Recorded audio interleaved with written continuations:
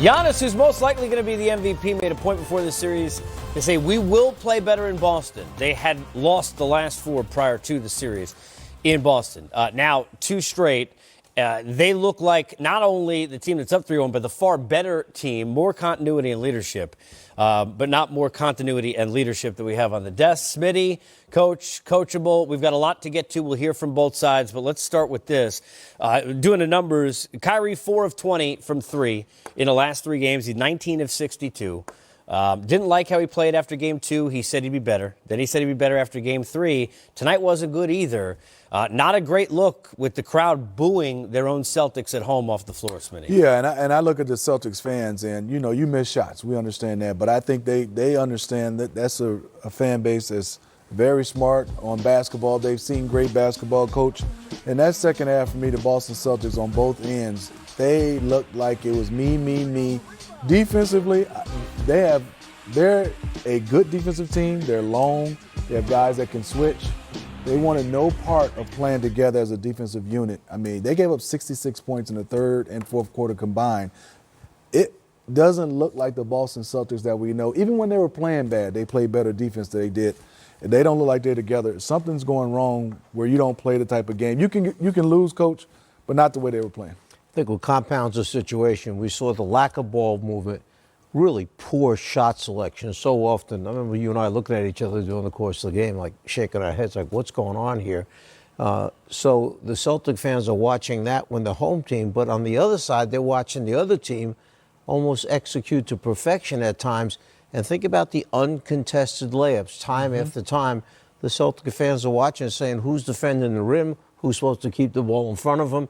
There were a couple times where there was indecision and they didn't know who was taking whom on the switch. There were a lot of things that were breaking down for Boston. It didn't look good. The Bucks in the first half shot 3 of 17 from 3. They were down 2. We said this as we're watching the game. Smitty, the Celtics, if they had just played decent defense and team basketball and offense, they could have easily been up 15, 20 points at the break, and that's really where they lost. Giannis didn't play most of the third quarter because of foul trouble. In that run you talked about, and with him off the floor, George Hill, who we got to give a ton of credit, had 21 in the last game, played 26 minutes, 6 of 11 from the floor, 15 points. He was running the offense. Bledsoe was off the floor, Giannis off the floor, and that's where the Bucks made their biggest run. And Pat Connaughton, let's add him. I mean, he didn't have a greatest game for our shooting coach, but he does so many little things. Between George Hill and Pat Connaughton coming in, like you said, with Giannis Antetokounmpo on the bench, with Bledsoe not playing on the bench, those two guys executed, got good shots, and they got layups. Coach talked about it. We're used to Giannis getting dunks because he's that type of talent, but other guys are getting easy buckets, easy breakdowns. It was 66-44 in the paint. That's a plus 22. Even with the Milwaukee Bucks not shooting the 3-ball well, they still easily won this game. You look at a team defensively, and I got to go back there, Smitty, because Coach talked about this in our pregame. Go back to the last game. Too many easy baskets. And it's one thing when it's Giannis, and even though maybe they should draw more of a charge, stay in the lane, it's Giannis. You got to limit the others. How many Hill layups? How many Bledsoe layups that seemed uncontested where guys were pointing at each other?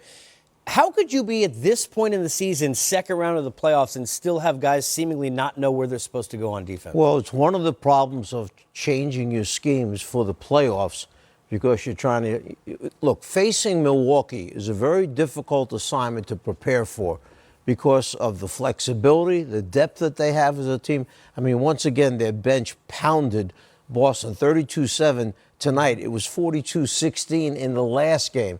So you're trying to all of a sudden, after playing a season and the first-round series where you shut them out, and then you're saying, you know what, we're going to change some things here. Well, you don't have any practice games in between.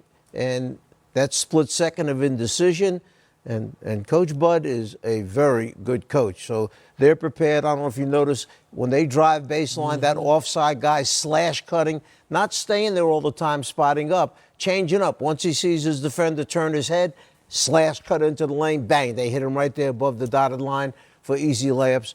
So preparation and the ability to quickly adapt to what you're supposed to be doing. We see a lot of mistakes, like Smitty said. Maybe too little too late for Marcus Smart. He came into the game, tried his best, didn't look the same, didn't shoot the ball well, 1 of 7 from the floor, 14 minutes, and was not able to have the impact that you'd like to see. But the 50-50 balls, as I call them, in general, all seem to go. The tap-outs, even from Connaughton, Hill, Bledsoe, with larger Celtics around them finding a way. It's interesting. We got Pat Bev here, who'll be back with us later. It's very reminiscent of the Clippers against the Warriors and how they stayed in that series, finding a way to get extra plays. The Bucks are doing those little things that don't even show up in this box. And they had some guys that didn't shoot well. Chris Middleton was 4-19. I mean, you look at Giannis, and he helps that shooting percentage because he goes 15 for 22. But other guys, even though they didn't shoot well, is to what you're saying, Casey, they still came out and scrapped. They came out and had the loose balls. They played extremely hard. Not only look at Marcus Smart, Gordon Hayward didn't play as well come off the bench either. Only took 5 shots, Smitty made 1. Here's Coach Bud. Of the group, for 4 quarters, we've been down, I think, the first quarter, maybe every game. And second quarter, find a way to ride it a little bit. And third and